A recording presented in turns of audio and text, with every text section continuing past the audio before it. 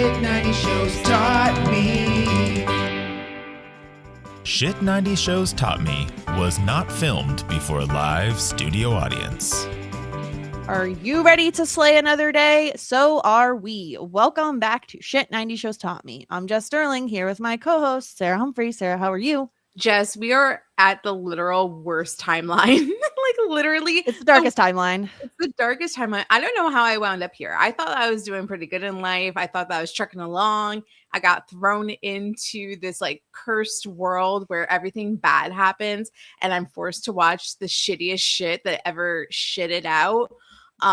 It's terrible. This is so bad. I understand why it's called Seeing Red, because not because anybody else is seeing red, it's because all the entire audience is seeing red with anger and disgust at this episode. It is really horrible. There's so much to talk about. I don't even know where to start off or what to begin with. But I guess this is where a friend of the podcast, Hannah, she had said she had messaged us a while back, I'm afraid you're not gonna finish the season. And I feel like maybe she's being hyperbolic, it can't get that bad. Well, but then this episode happened and it did get that bad.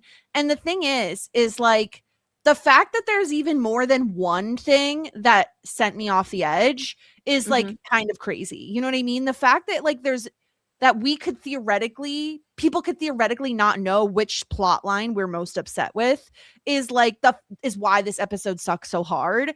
Yeah. It just sucks all the way around. The only thing that could have made it worse was something I was terrified of happening, because we know sometimes you're a prophet. I've said this to my husband. I have said Sarah sometimes is a prophet and she just knows things, and not because you're spoiled, just not because you have a sense. Yes, sometimes it's because you're spoiled, but most of the time it's because you just have a sense of things. Yeah, that's why nobody believes me when I actually have visions, because they're like, "Well, you're definitely spoiled." I'm like, "But how did I dream that somebody had syphilis and then the next day they had syphilis?" Exactly, but sometimes you know things, and so the only thing that could have made this episode worse was the scene at which Xander and Buffy are chilling outside on a bench. I was like, are they about to kiss? Is this about to happen? And it would have literally ripped my soul out of my body and stomped it on the ground. Yeah, but the vibes are still vibing. Vibes are still vibing. I can't even say because it's so disgusting. You can't deny, right, that the vibes are. There was something happening there, and but they were really friendshipy in that scene though. So I'm thinking hopefully there's nothing there, and I don't have to worry about it. But I'm getting ahead of myself. What do we want to start with? Because there's the Willow Terrace stuff. Well, also, need to caveat or just a heads up for everyone at the top of the episode. I usually watch these episodes twice. I usually watch first time for enjoyment, first gut reactions, kind of vibes. Second time for note taking. I hated this episode so much I literally couldn't bear to watch it a second time. So I've only watched it once. If that impedes my ability to remember things, I apologize up front, but I hate this episode. So yeah, I mean, that's your gut reaction, right? that's your truth. That's how you feel. So I think that we'll start off with a softball, a softer ball, and just talk about. I mean, we should talk about the loser trio, I guess, right? Yeah, because even though it leads into the Willow and Tara stuff, it's just whatever fuckery they're up to. And this episode, what happened was that we heard in the last episode, they have something planned, especially Andrew and Warren. They have their own plan that's separate from Jonathan. And we see it come into fruition where they want to rob a bank, and Buffy comes and lo and behold, Warren is now juiced. He's juiced. He has orbs. They have created orbs by basically getting them from some sort of demon. They get into his lair. They really are we could sacrifice Jonathan. He's going to be the one to be our test dummy. Yes. He lives. They get the orbs, and naturally, Warren being Warren, who is he has first person itis, is I'm the main character. I'm going to hold the orbs, gives him superpowers, super strength, sort of a thing. luckily Buffy is told by Jonathan, because he like pretends to attack her and whispers in her ear like, get the orbs. Yeah, a shocker to no one. Well, between the two of us, of how can we get Jonathan to be likable again, to not be as bad as Andrew and Warren. Oh yes, he will save the day by sharing Warren's weak spot in this moment, so that she can smash the orbs, so that she can defeat him, because he's super strong. Like, probably like as strong as Glory, maybe stronger. I doubt it. Well, she was a god, so I don't want to give him that much credit, but but like she wasn't able to really beat Glory in Buffy. Yeah. In the fighting, especially in the beginning. So it was the same thing. Like, he was like super powered and smashing the orbs, took it away, and then he had like a jetpack. And Andrew also had the jetpack. So that was the thing that they kept whispering about, was that like, oh, like Jonathan, I think that their plan was like they would jetpack off, Jonathan would take the fall for the three of them, and then get sent to jail, worst comes to worst, or killed, or whatever, get caught for robbing the bank. But they would be able to escape this situation unscathed.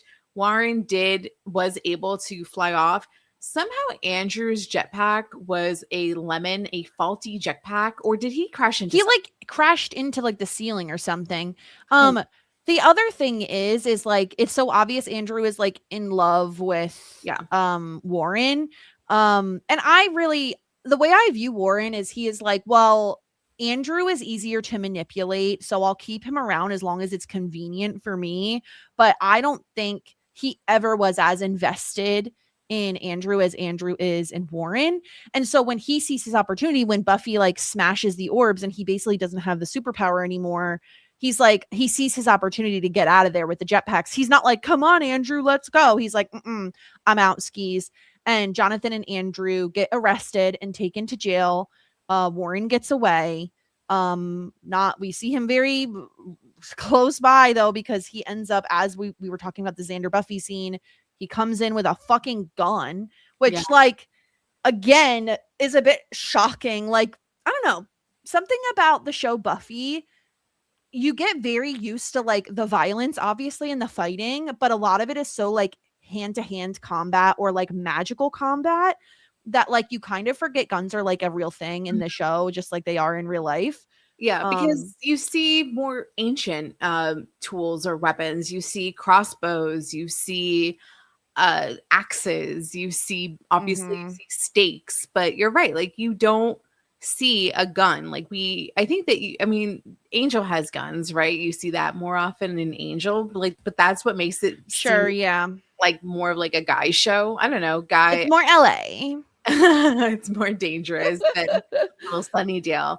Yeah, I think that everything is a lot more mystical in Buffy. So to see a gun and he like comes out and shoots at Buffy, and then I guess it also accidentally goes through the window and then shoots Tara. He like is not really aiming, he's kind of just shooting haphazardly, and so it ultimately ends up getting Buffy and seemingly Tara directly in the heart. She like collapses pretty much immediately. But yeah, the other interesting aspect of this is like, I know there's been more than one gun on the show, obviously, but the only other one that comes to mind is in like the school shooter episode, which is also a Jonathan episode. Yeah, that's what I was thinking. In that episode, if I remember correctly, didn't they push it off because it was Columbine or something, right? Sometimes it's Columbine, right?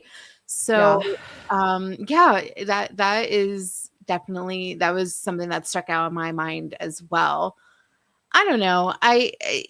We've been saying this for 19 episodes. The Loser Trio really doesn't do anything for either of us. I think that to go from Glory to this, I like, the issue is that like like last season was a god. Like, you can't like go much higher. Like, the bar was set, and like I do like the strategic or like the decision to go like switch to the opposite thing. Like, what's worse, just like a normal human? But yeah, I mean, we hate it. Like, it doesn't work for us. Like, it seems very I don't know. The whole thing just like seems like it was just written with a bunch of guys. Like it just feels like none, like the dialogue with the guys and the joking around that like Andrew has, because like Andrew has a crush on Warren, but it's also used as like a comedic relief. Like, let's laugh at Andrew for having this crush on him. Oh, look at him, he's gay. Like it doesn't. It just feels like a bunch of like guys, like insensitive guys. I mean, we know this about this season. You know, Joss Whedon, for all of his issues, is not involved in this season, but or less involved, but he made Buffy what it was.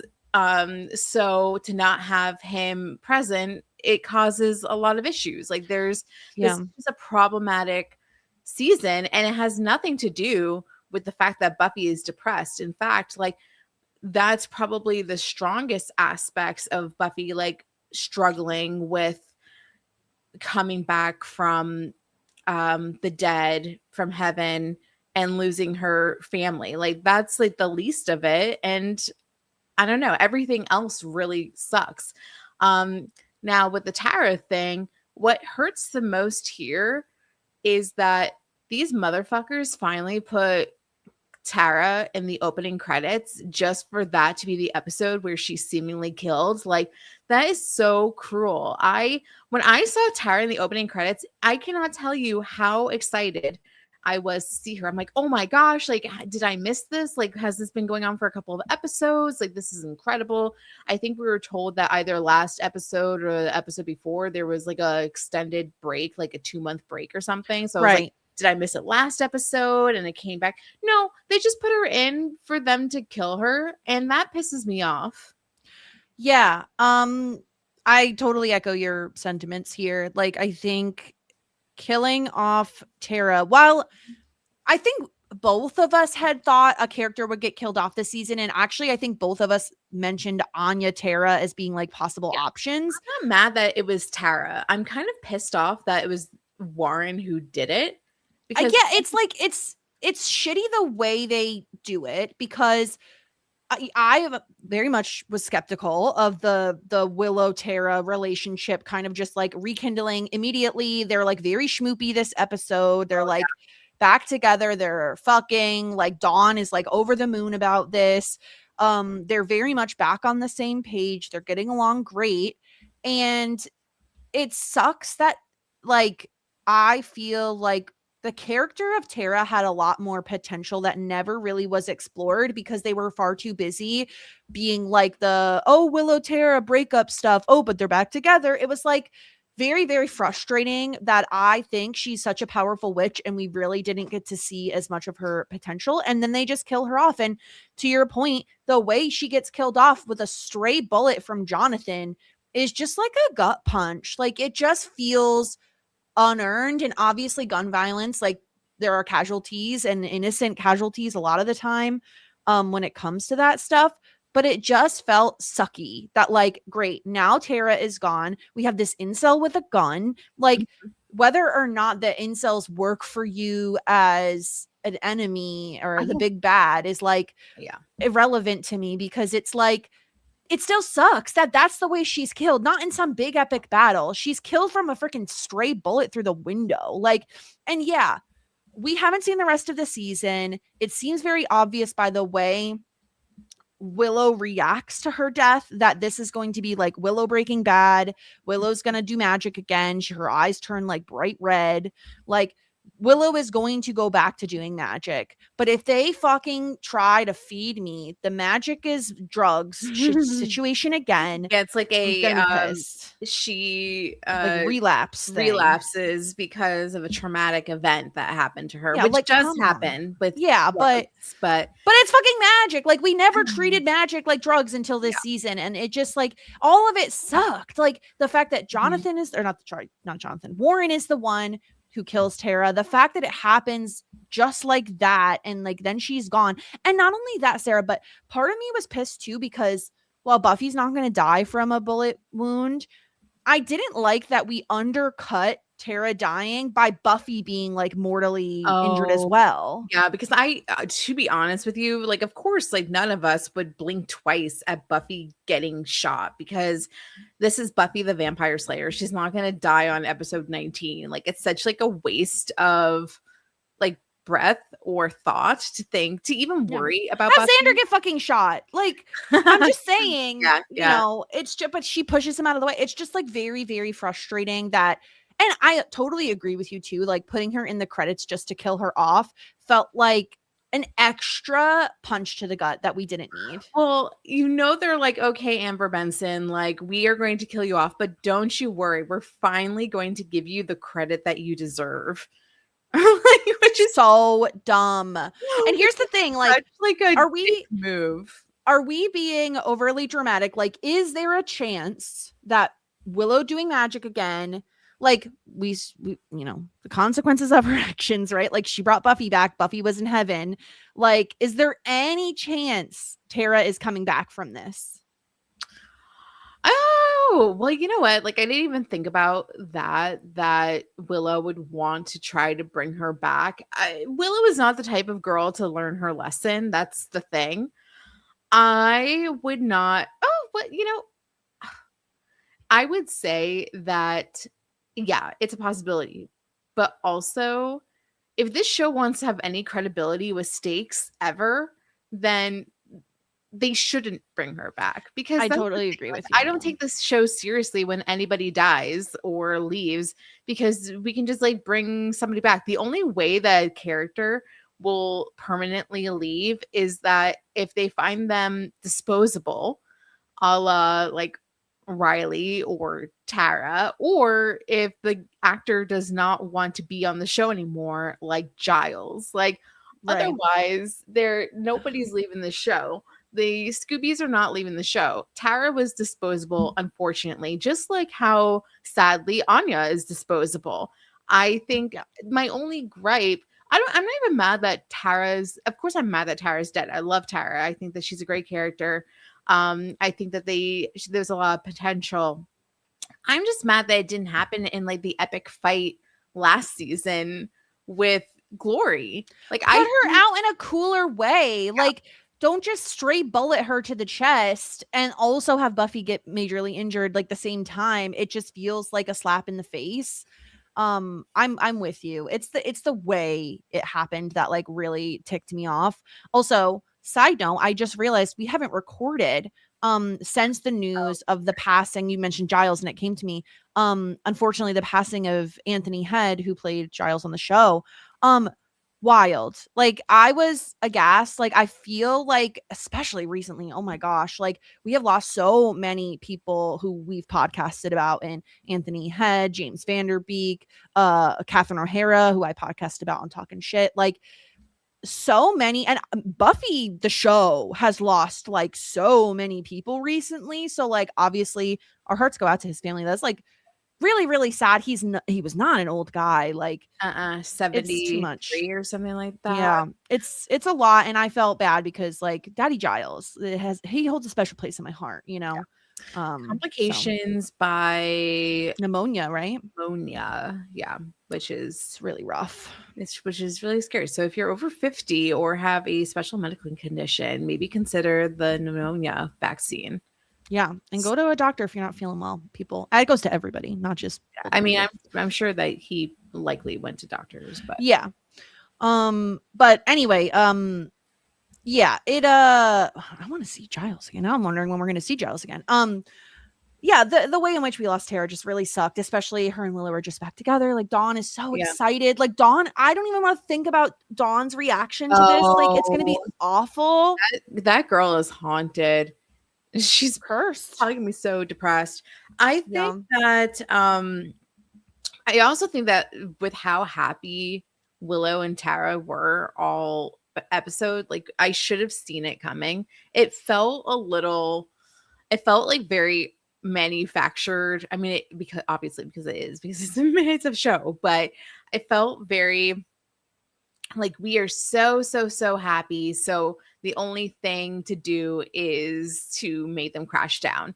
They were very lovey-dovey or schmoopy. They were very in love. So I'm not surprised that, I don't know. It felt especially watching it, I did watch it a second time. It felt extra like glaring, like something bad is going to happen. I Yeah. think the only thing that caught me off guard was that this is episode 19, and a different show would save something like this until like the penultimate or the final episode of the season. But no, I mean, this show does not do that. And we also know that Buffy does love to like rev it up at the last 4 or 5 episodes. So yeah, that's a thing. It stinks because we really do love Tara. I think that she's a very beloved character by many, and if that is the last time we're going to see her on our screen, if there's not going to be, we're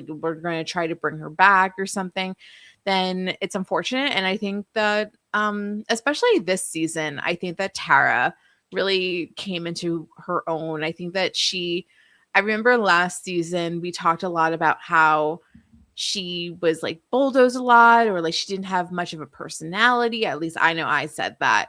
But I feel like this season really revved it up, and I'm like more personality, more like spunk. I really liked what they were doing with her, which makes it even worse because it, like you said, so much potential. We could have had it. We could have had it all, but no, we only can have Scooby's proper.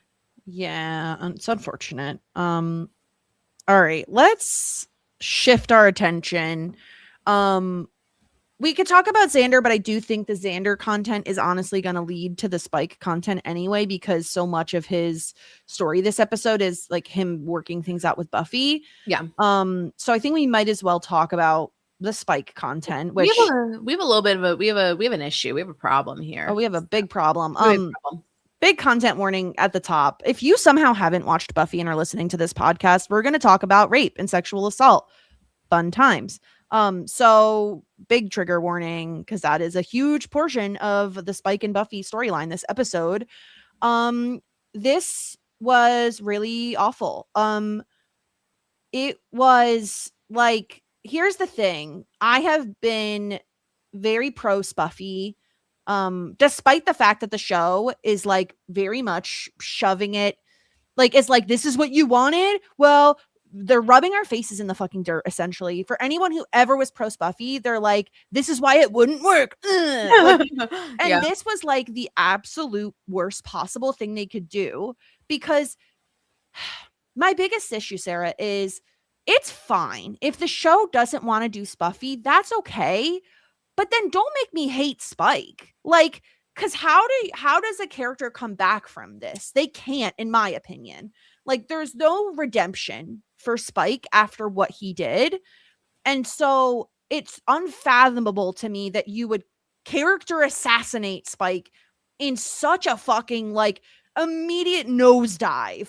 And then for all intents and purposes, and at least in our opinion, fucking spin him off to Angel, like, which is what seems like what's happening. He's leaving town. We know he's going to appear in Angel at some point. Is that where he's going now? Like, this is bullshit. Like, why are they doing this? Yeah. So it is surprising to me as well. I think like the issue here is, I don't think that Spike, as originally written, was ever supposed to be in this show for so long. But it's an issue when you have somebody that's so charismatic as James Marsden. Is that what his name is? Marsters, I think. I think James Marsden is someone else. Okay. James Marsden is Cyclops. No, Marsters. No, I know. James Marsden is Cyclops. James yes, Masters, correct. Whatever. Marsters, yeah. Whatever the fuck his name is.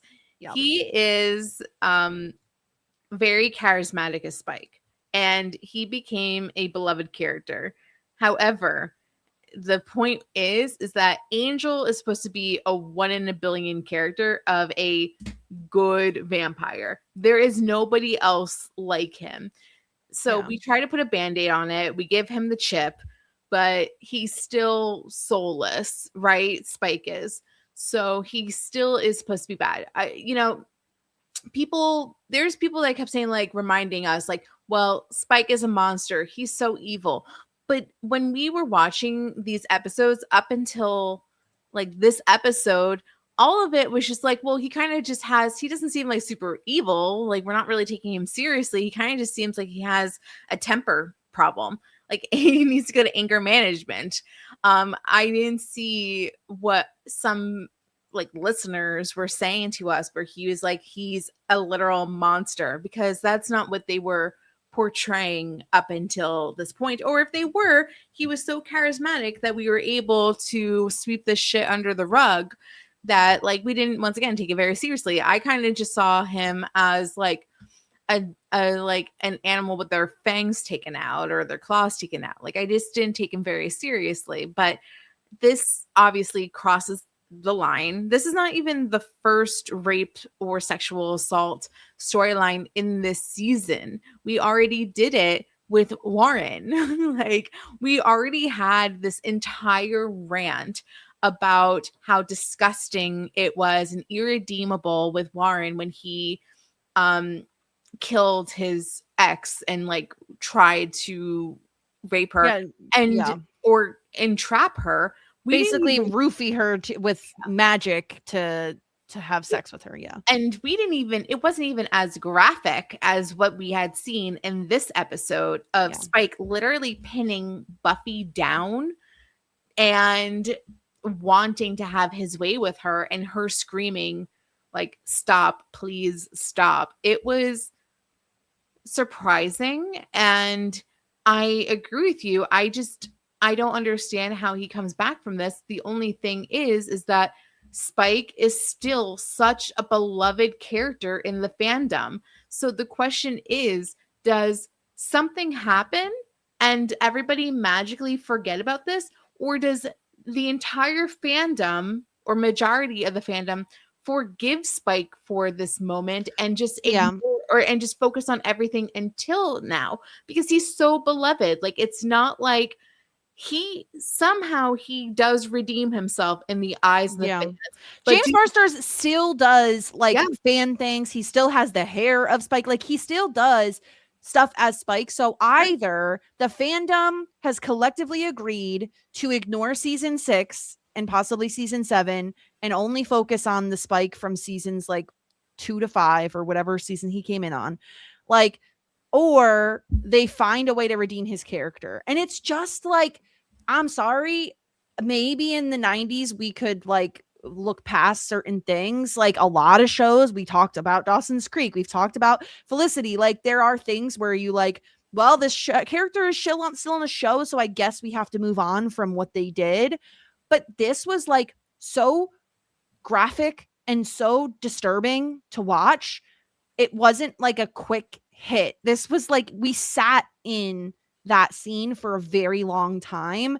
And this is our main fucking character. Like, how do we just move on from this? It doesn't make sense to me. It is so beyond the pale. And I think I agree with you too, of like, I'm not saying don't ever include sexual assault in television. It is a real thing. It is a real thing that happens a lot.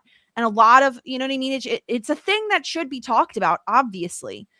We just did a storyline with rape in this season. We didn't need another. We especially didn't need another with our fucking main character and one of her love interests. Like, and another main character. Like, and a beloved main character. This is not like a guest appearance type of thing. He has been part of the main cast for multiple seasons. He's been a reoccurring character for multiple seasons.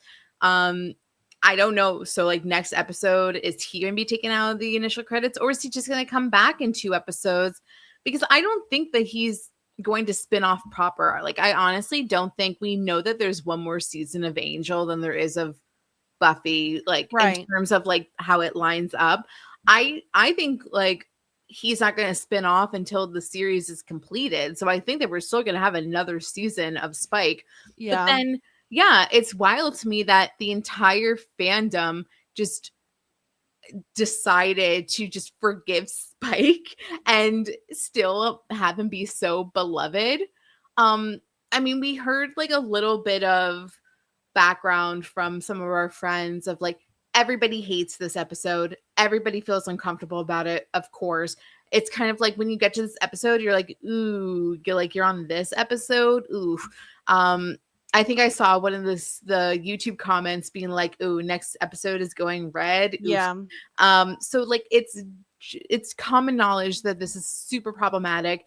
Even so that, which is a crazy concept that you have to write this into your contracts, that James Marsters, he like was like, I will not be doing any sort of rape or sexual harassment in any of my parts going forward in forward contracts, which is like crazy that you have to like put that in. Yeah, but I'm sure he felt just as betrayed as a lot of the fandom did. And this, shout out to Tom Palmer who gave us that factoid. I also like what he said. I'm going to quote Tom here. I like what he said, and I do kind of feel the same way. I do think the scene makes sense for the lore of the world building. Spike is evil. He's a soulless monster. But by making him so charismatic that the audience was always going to root for him to some degree, it ends up being a pretty awful betrayal of audience expectations. And that's how I feel. Like, yes, he is evil. But then don't make us fall in love with him. And like, how much is the writing or how much is the actor? I kind of feel like it's the actor. I mean, I think it can be both. Yeah. I think the writing, I think once they saw what James Marsters could offer to the role, I think they wrote with that in mind. Mm-hmm. It's just like, it's really upsetting. The whole thing, again, Spike, we've always talked about the way Spike is in relationships. It's very unhealthy. It's very toxic. Like, none of this is new. But bringing it to this level is just a whole different ball game. Like, there is something so unforgivable about him saying, like, well, you loved me while I was inside of you. I'm going to make you feel that again. Like, are you serious? Like, how anyone is able to just move on from that? Why is there no checks and balances in this show? Like, who, obviously, like, some dude, like, came up with this. Like, how did the rest of the cast be like, yeah, or it's not even on the cast, but like the rest of the writers be like, yeah, like, this is like not going to pass the sniff test here. Like, why? I don't, how did this like get through? How did the network push this through? Yeah. Shout out to Stephen DeKnight, who apparently is the one who wrote this episode. Okay, what else does Stephen DeKnight do now? So he wrote on Angel as well. He wrote, I'm just looking to see, I think we've watched all of these. The other episodes he wrote season 5, episode 13, Blood Ties, which is when it's Buffy's birthday and like Dawn finds out she's the key. He wrote Spiral, which is so this is season 5. He wrote then he wrote All the Way, which is season 6, episode 6. So yeah, he wrote mostly for 5 and 6. This dude is mostly known for Spartacus. What a fucking tool bag. Yeah. It's just like it's very much it doesn't, and I'm not trying to argue that a character like Spike wouldn't necessarily do something like this. That's not my argument. Mm-hmm. My argument is this feels like they're like, oh, you want Spuffy so much, we're gonna make you wish you never fucking asked for it. And it just feels like punishment, which is really fucking awful considering like how rabid the fandom is. Like, that it really just feels like spitting in the face of your fans. And I'm not trying to say do like ultra fan service. Mm-hmm. Buffy and Spike probably don't work out in the long run, right? Like, they don't make sense as a couple long term. I'm not trying to argue that. I'm just saying, like, the way they go about it feels like it's just a fucking kick in the teeth. Yeah. And it didn't work for me. It was so awful and sad. And the reason he does it, right? Like, Dawn shows up and is basically like, how dare you? Like, you upset Buffy. Like, you say you love her, but you don't act like you love her. Clem, like, he then talks to Clem later. And plus, I love Clem. I was so happy to see Clem. You're like him. Clem is your like safe space. You're like, Clem is my safe space. He's so sweet and adorable. He's my little golden retriever boy. I love him. And yeah, like, Spike is like, the other thing, Spike, oh my God, when he says like, oh my God, what has she done to me? Like, yes, Buffy is the reason you almost raped her. Like, the way he said that, just like, Don't put that shit on her. She did nothing. Well, like she, it's on her that like he fell in love with her. It's her womanly wiles. It's like the exact same thing as like blaming a woman who gets assaulted for like the way she dresses. Like, oh, well, if you didn't dress so provocatively, it's like, yeah, so men just have no control over themselves, apparently. No self-control. None. I suppose they don't in their minds, at least. Yeah, it's a huge problem. And I think like, once again, if I think like if we were watching this show without any knowledge ever of what people's opinions are, or if people are beloved or not, I think like you and I could just be like, well, fuck this guy, and we can never think about him again. But like, to know that this won't be the last time we'll see Spike, and there's going to, once again, like some sort of like either redemption story or sweep under the rug. I think like, that's well, like, he leaves town and Clem gives him an idea, and he's basically like, oh, well, things change if you make them. And it's like, well, what is he going off to do? I don't know. I have no clue. You can't sexually assault someone, Spike. Like, I'm sorry, that is not how the world works, unless you're just going to reverse time or pull a Willow and make her forget. Like, I would take that at this point. Yeah. I'm very nervous to see how it would play out. And it just adds to how the whole sentiment that this season just doesn't really work in any capacity.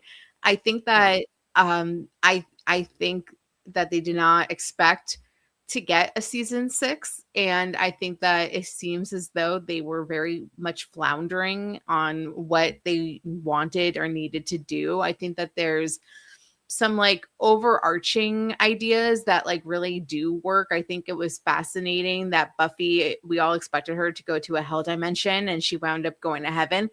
Great stuff. Really, really interesting, really creative, a really interesting way for her to like deal with death, and having like Willow bring her back. I think like the Willow turning evil stuff, great stuff. I think it's going to be really interesting to see how she maneuvers in the next couple of episodes with her black eyes. And I think like it could be interesting to see kind of like, who is it from X-Men, Jean Grey, like when she gets like uber emotional. Phoenix. Like she's like the most dangerous X-Men mutant of them it's all. Just can she control it? Yeah, right. So like I think that and once again, like seeing like a woman be actually that is, I mean, to see a woman be able to like take that role is like really cool, because like, let's give like cool parts to women, but also then it's just like, well, women can't control their emotions, so of course, like, of course they're the ones that like, so it's like a double-edged sword in a way. But I'm all for giving Allison Hannigan, who's had like a very mild part for, in terms of like, what is going on? My dog, if you're watching us on YouTube, my dog is laying and keeps bumping my camera cord. Okay. And so he's doing, and if you see the camera move, it's because my dog is laying on the cord. So, it's so funny because like my coworker has this like setting on his camera where if he moves, it moves with him. It zooms in and zooms out. And it's so funny to watch, because I'm just like, he doesn't know how to turn it off, and I don't know how to help him. It's a Mac thing, isn't it? Probably, yeah. So like, it's just so funny to watch him, and like it zooms in and zooms out.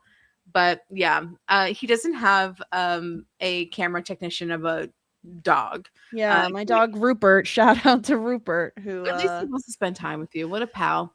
Such a pal. I don't remember what I was saying, but I don't know. Spike gets on a motorcycle, he leaves. He says that when he returns things will be different. Who the fuck knows what that means? Again, enough time will pass that everyone will just forget he tried to rape Buffy. Cool. Yeah, it's a problem. It's honestly a problem. And I as a person that's like never been a Spuffy fan, I'm like, I just because I felt like his vibes were off, but I don't want this. I liked Spike. Like, I think he made my number one character not too long ago.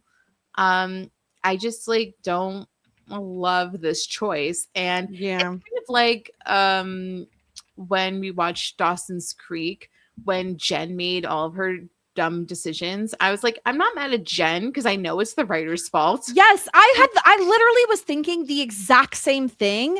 I was like, this is character assassination, and we haven't, the likes of which we have not seen since we did like Felicity and Dawson's Creek. And the fact that, like, again, we will watch trash. It's fine. But like, to me, Buffy was not prestige TV because it's not like HBO, but like, it was above all that. In the eyes of the fans. Yeah. And now it's like, this is bullshit. I'm upset. Like, yeah. I just don't think that season 6 should have been made, is what I was talking about. Yeah, we need to be done. We should have been done. And here's the thing. I'm going to say something controversial and people are just going to have to deal with it. Was it worth it to have the musical? Like, was it worth it? I don't know. We proposed this question before and I said no. I said to a lot of people, I think that it probably was, but for me, I don't think it was worth it. I think the musical episode could have been like a movie or something. Yes, a musical movie episode. We didn't need this season. I didn't need this heartbreak. I didn't need this agita. What's it? Agita? Agita. I need this agita. I didn't need any of this. I'm so upset. Agita. I'm not Jewish, in case you can't tell. Isn't that Yiddish, right? I don't know if it's Yiddish. It might be. I thought agita is Yiddish. Maybe not. Agita. Yeah, it just feels. I don't like it. I don't like feeling like this. Italian American, but honestly, Italians it gives Yiddish vibes though. Yeah, Italians and Jews are not that too dissimilar. So, but anyway, then to round things out, we have the Xander thing of like he's still all butthurt about Buffy sleeping with Spike. He sees Spike's duster, his like jacket, on the stairs, and he finds Buffy in the bathroom, and he's like, what happens? He wants to go after Spike, but obviously they have to worry about the trio, so he doesn't end up doing it. I feel as though like this is the one time where Xander would have been justified to try to murder Spike. This put like in defense of my best friend, Buffy the Vampire Slayer, I will go after Spike and try to stake him. He would not survive it. He would, I mean, no, he couldn't even handle fucking Warren. Like, no, Spike would 1,000% beat him in a fist fight. Well, he can't though, is the thing. I the chip. Because otherwise Xander would probably be dead. I nearly forgot about the chip. Yeah. But right. So yeah, they make up. Basically Xander ends up saying like he was hurt that she didn't trust him enough to tell him, but he understands that like she probably thought he'd react badly, which he did. That's good self-awareness right there from we like to see that. Also, tiny little thing we didn't mention at the very top of the episode, fucking Tara. Listen, I don't want to speak ill of the dead, but Girly Pop is spilling secrets. She's like one romp in the sack with Willow, and all her fucking judgment is out the window. No. We both know that unless explicitly stated otherwise, we do not. Everything that is told to us is also told to our significant others. That's fair. However, unless there is a please don't tell anyone blank this or to anybody this, including your husband. If like, yes, but when Buffy revealed this information to Tara and Willow were not together. That is true, but now they're together. So I know, but I'm just saying, I feel like that was in the protective bubble, the sanctity of the bubble. It's also like not. It'll get back to Willow. It's anyway. A little bit too, like in the circle, you know what I mean? Because they're friends with they're all the same friends. They're all in the same circle. The thing is, I'm not upset with Tara. Number one, because she's dead, but number two, because Xander would have told her anyway. So yeah, like Willow is closer to Buffy than Tara is to Buffy. Yes. So I would understand Willow feeling a little stung that Tara knew over her, but that's exactly why you tell Tara, because she's not as involved and won't be as judgy, as close to a third party person as you can possibly get, while still knowing the members involved, which I think is important for the context of it. Yeah. But if I found out that you told somebody that like I felt like you weren't as close to as you and me were, a big secret like that, I would definitely be hurt. I'd be Same. I'd be like, but why? Like, what did I do? Like, what? Yeah, Like, and we are very good about, okay, if I'm telling you this and you can, like, again, unless expressly stated that you cannot tell your significant other, it's fair game. What is said in the marriage bedroom is fine. because a Libra loves gossip. A Libra loves gossip, and both our husbands are Libras, so we would know. Except Adam really sucks at getting his own details with gossip. Oh my God. I think it's just a guy thing, because my husband, I will ask him, I will tell him all the tea that's happening in like my extended family. He has no fucking idea what's going on in his family. And he'll try to tell me, well, no one tells me anything. I was like, no. You are not in the loop, and that's your fault. They don't ask questions. You don't check in. Yeah. They don't ask questions. So it's just like, he can tell me something. And then I'd be like, but like, how does, as little as like, but how does like your friend feel about this? And he'd be like, well, I don't know. Like, obviously he's like not happy about it. I'm like, but like, what else? What's the plan though? Like Adam's friend. Okay. So like Adam's friend, they're about to have their third baby. They usually give birth at a birthing center. The birthing center closed out of nowhere. I'm like, okay. Is a birthing center not a hospital? Yeah, it's not a hospital. Okay, got it. And I was just like, well, where are they going to go? Like, are they going to get their money back? Like, yeah, you know, like I asked like all these questions about like, of course, like if my friend out of nowhere lost her doctor and the place that she was going to give birth in, I would be like, what's the plan here? Like, tell me, like, this is horrible. And he like knows nothing. And I'm like, what do you mean? Did you ask no follow-up questions? They don't. They really don't. I'm like, they're just like, that sucks, man. And that's it. Hear it. Yeah.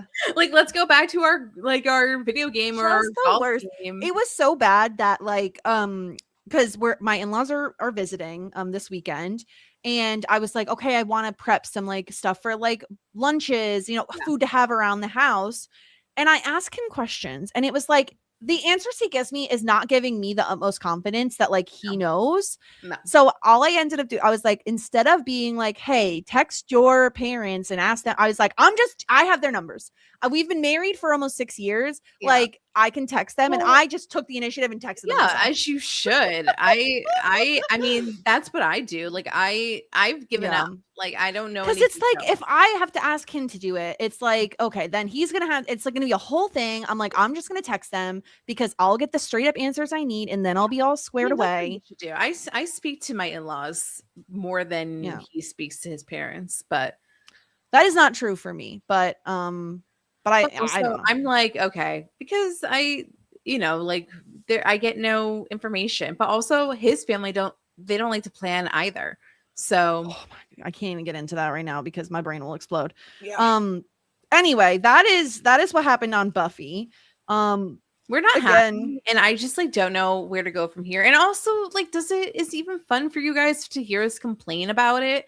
I feel like this one, it'll be cathartic, because I think based on the feedback we've gotten, nobody likes this episode. So I don't think people would be like upset to hear us complaining about this episode. Yeah, I just feel like in general with this season, I feel like we've been so negative, and it's uncomfortable for me because like I would rather have fun. So I mean, we're committed, but like season 7, we're committed.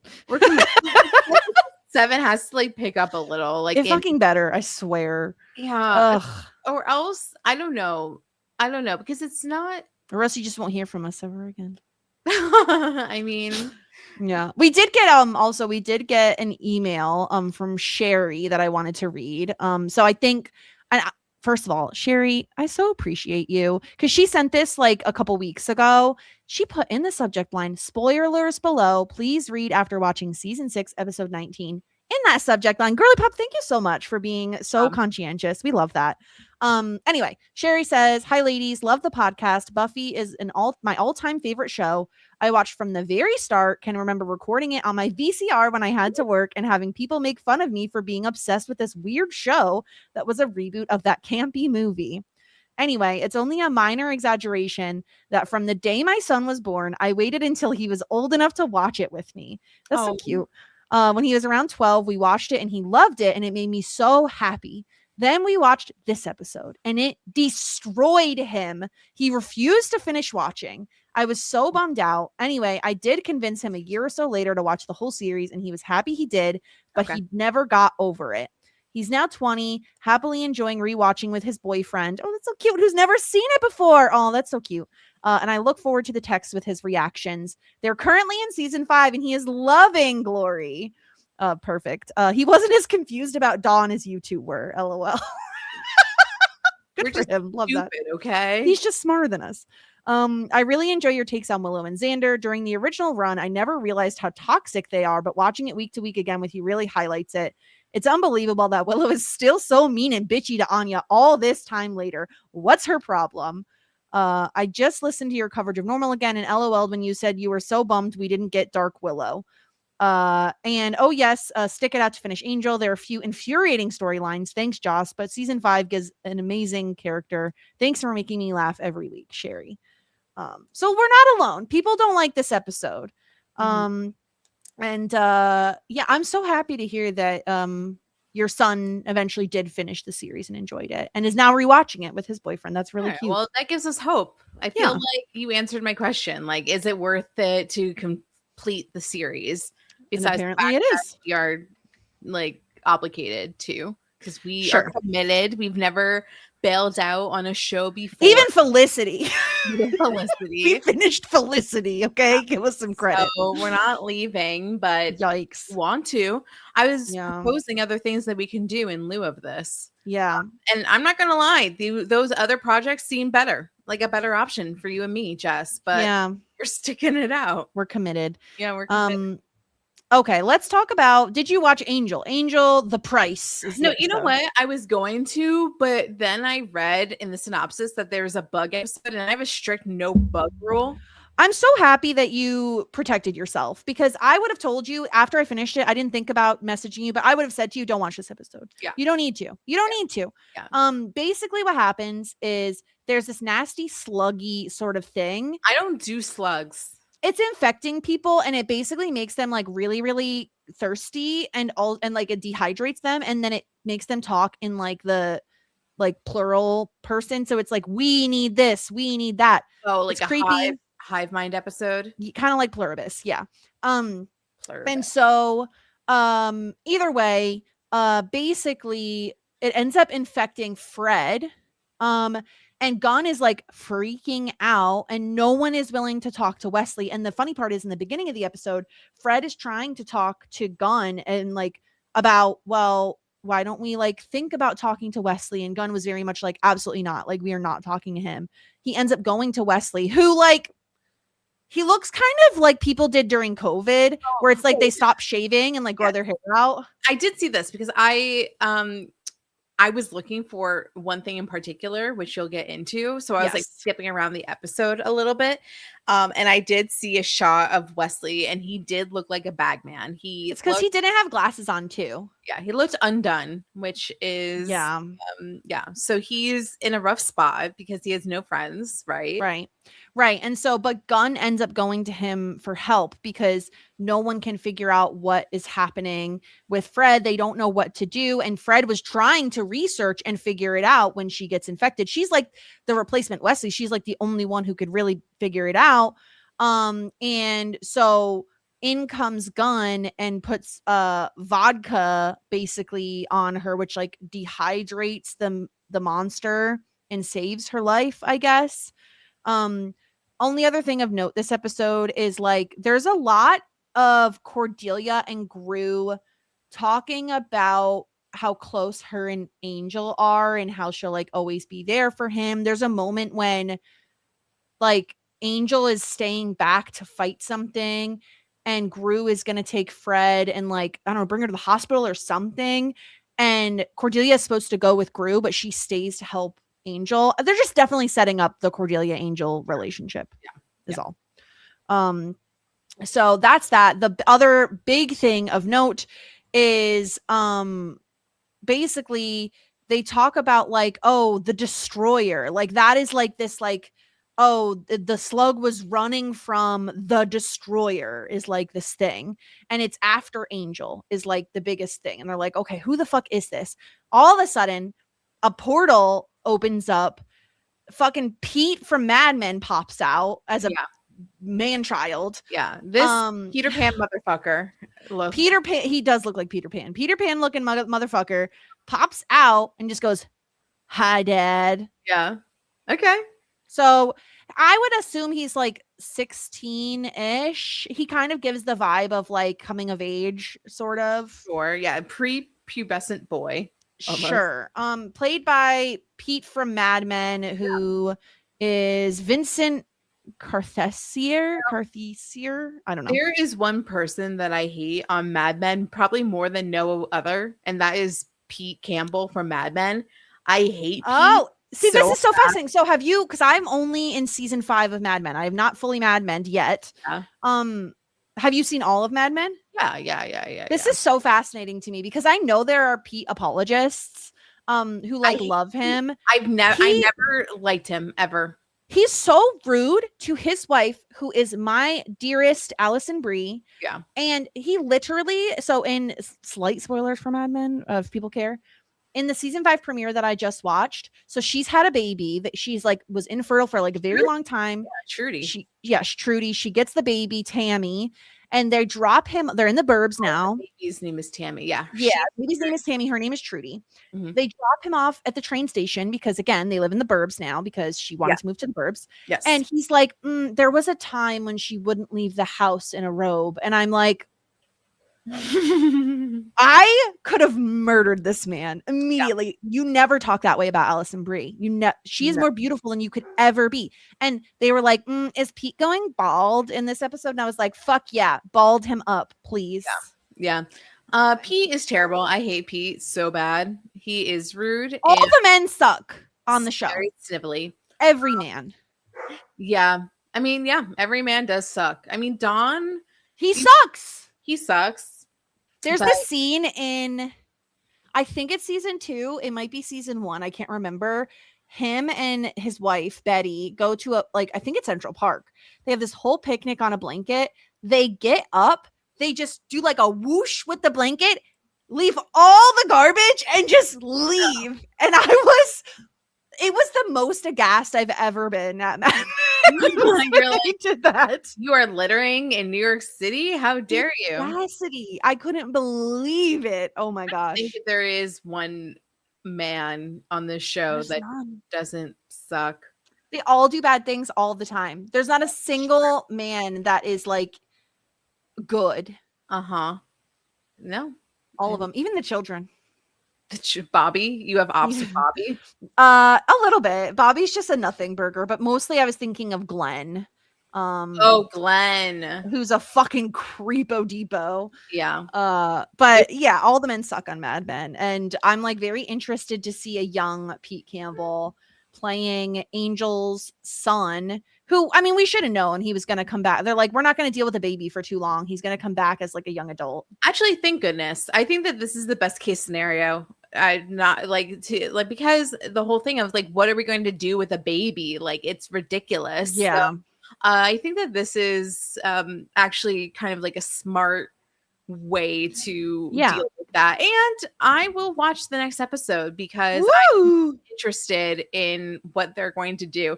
Also, why is he dressed up like Peter Pan? He looks like a lost boy. He also gave me the vibe of George of the Jungle or whatever. Yeah. Yeah, he is like a lost boy. I don't know. I mean, he's obviously been through some shit, you know, like they all thought he was dead because he got brought through the portal by what's his face. And like, who the hell knows what he's been dealing with all these years?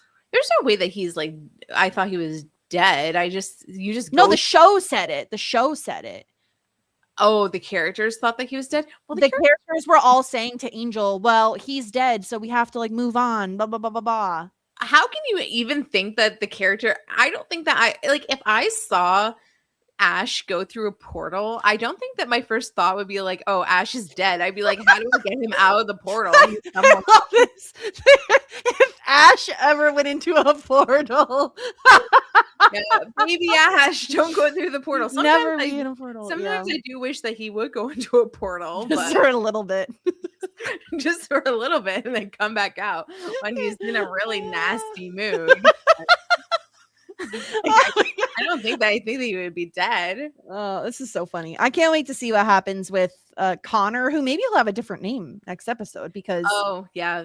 like To be honest with you, Connor as a name sucks. So it does, and it doesn't fit his vibe anymore because he's a lost boy now, so he needs like a wilderness name. I know 2 people in my age group that named their children Connor. That's kind of crazy because I Yeah. didn't know that was a popular name.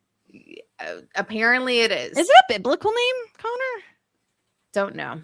Huh. Interesting. I always check. I'm not gonna lie. I'll check names.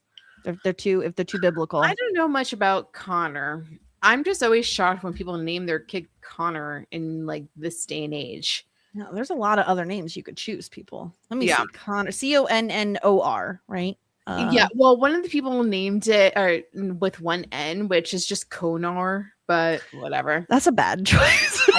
Yes, it is. Not that I'm judging, but I definitely am. Connor, according to the Social Security website in 2025, is the 166th most popular name. So That's it's pretty popular. Really popular. Yeah. Now I want to know what Connor name meaning. I love looking this dumb shit up. I can't even help myself. Meaning is lover of hounds. Oh, okay. Sure. It's Irish. Yeah, we knew that because Angel's Irish. Yeah, right. Connor can be traced back to the old Irish name Concho Bar. I don't think that's how you pronounce Why it. is that not getting more graphic on the baby listing? Contrador. That's hilarious. Well, beautiful stuff. Yeah, anyway, hopefully he comes back with like a name like River or Forest or Elm. I don't know. I know somebody named Forrest. Yeah. Good I guy. like the name Forest, but I feel like you'd get a lot of run, Forest, run jokes.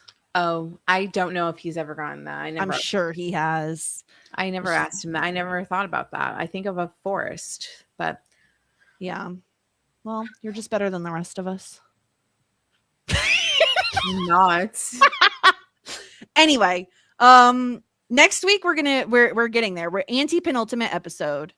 Season 6, episode 20, villains. And then which probably has to be about the loser tree, or I guess Warren. Or Spike. Or I mean Willow. Who knows? Maybe they're all villains. Ooh, Willow's Breaking Bad, baby. And then Angel is A New World. It is a new world. It's a whole new world. His name is Aladdin.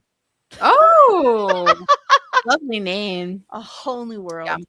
So we'll see. That's next week. Which I will be joined by our friend Hannah. Yes. Nice. Go ahead. I did get 6 Feet Under on Plex, so I've started. How many episodes are you in?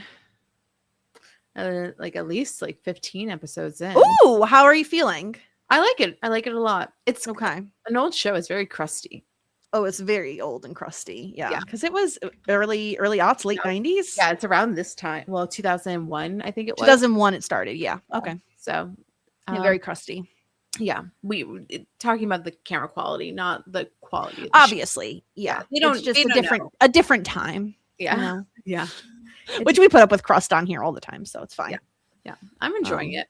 Well, good. I'm glad. I started the show Summer House because I have no taste. And I needed Everybody something keeps talking about summer because there was some sort of drama I literally don't even know about. my And I'm best like, well, friend now I need the lore. Yeah, So my I best have friend. Yeah, my good friend Jillian told me about this literally yesterday about the big controversy, and then she said that I had to watch it, and I said, "Well, how many seasons are there?" And this bitch said lot. 10.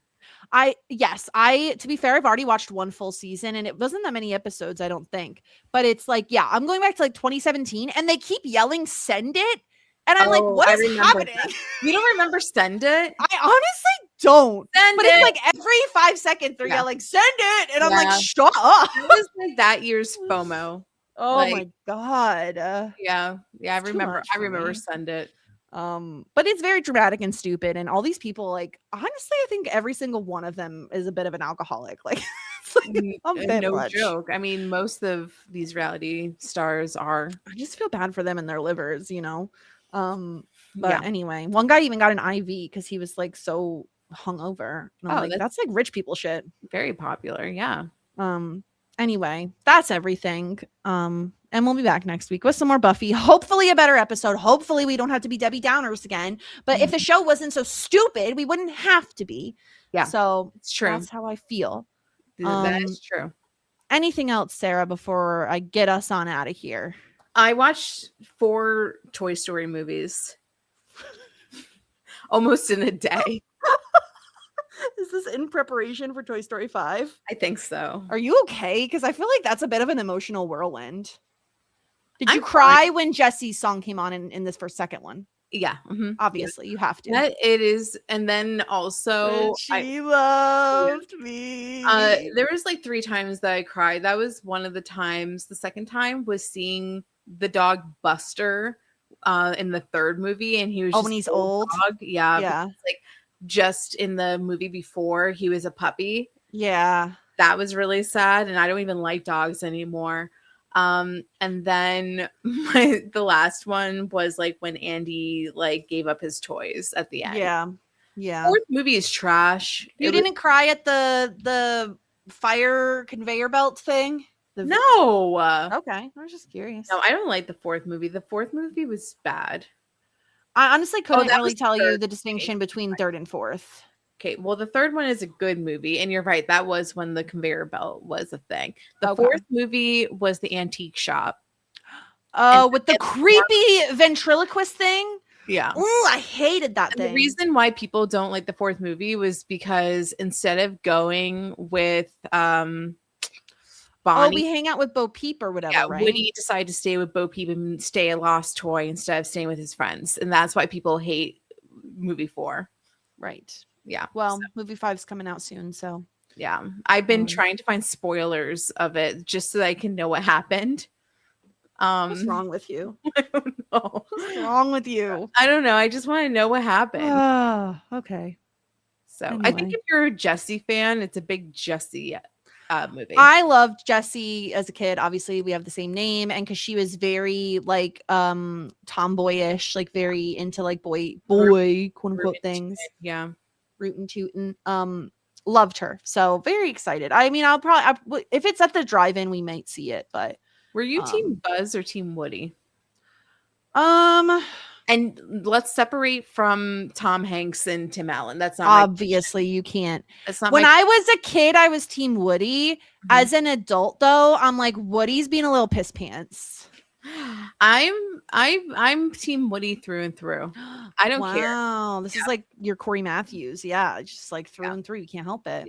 Yeah, I mean, I'm very loyal. But is it because of the Tom Hanks thing? Because you do love Tom Hanks. I do love. That's not why. I just think. Okay. I think it just once again goes down to: are you an older child or a younger child? Because if you're a Woody, you're like an older child, and the younger child comes in and ruins your life. And I think like I can relate to this. I just think he's such a big baby sometimes. And I'm like, get over it, Woody. You're being a child. Like, stop. He's justified in everything. And he's extremely loyal. Yes. Except not with Bonnie, because Bonnie left him in the closet like a loser. And stole his sheriff's star.